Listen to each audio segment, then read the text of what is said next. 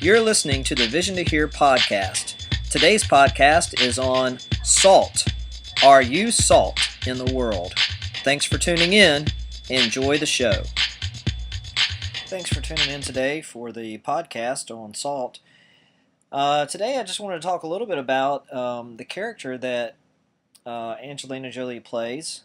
She plays someone named Evelyn Salt, and the whole premise of the movie is that we don't really know who Evelyn Salt is. We don't know if she's good salt or bad salt, I guess.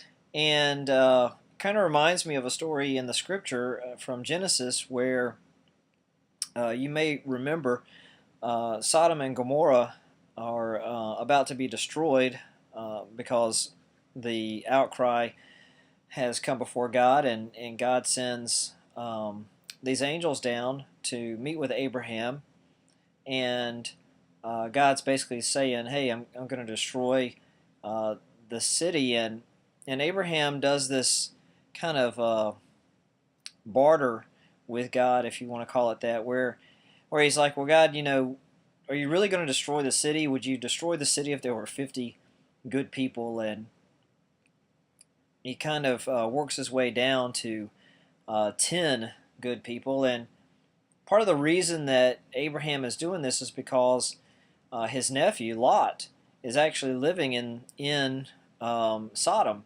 and he doesn't want Lot to be destroyed. And so what happens is that the angels and the Lord go down into Sodom to see if things are really as bad as they've heard, and sure enough, things are really bad, but they're greeted by Abraham's nephew, Lot. And the way this ties in with salt to me is that just like we don't know if Evelyn Salt is good or bad, it's kind of interesting, where is Lot in all of this? If he's a follower of God, if he's a believer in God, then shouldn't there be some visible evidence in his life? The interesting thing to me is that here you have someone like Lot, who is a person who fears God and has some kind of knowledge of God, and has an uncle who is having these conversations with God. So he's had some. He comes from a very good family line, and yet somehow or another he ends up in this terrible city in a bad situation. I think, if you look at the progression for Lot's life, you can see in a few verses that he pitches his tent towards Sodom, and then he ends up kind of at the gate of Sodom, and then he ends up in the middle of the city of Sodom. So that kind of shows us there's this progression in his life where he's maybe keeping some distance, but then somehow or another he gets worked into the system there, and there's a lot to be said about that. But really, when we just focus on this whole identity issue of who is salt, I think we could ask that question and say, well, who is Lot?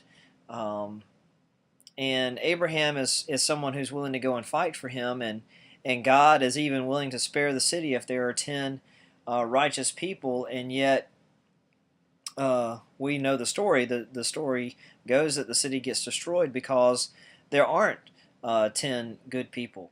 So the question begs to be asked, what was Lot doing while he was there?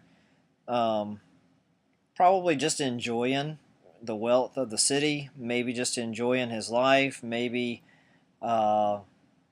just not really caring too much about anything. In fact, the city had certain laws that forbid them to care for the poor, and it forbid them to really help anyone. It was really just a very selfish city, and that's how it gained its wealth and maintained its wealth, is that it didn't help anyone. And that's kind of where Lot ended up. His life was one that really didn't help anyone, and therefore that's what makes me think about this whole movie Salt and the question of, are we salt in the world? If our lives aren't helping others, and if we're not using our resources and doing the things that we can do, then we're really not any better than Lot.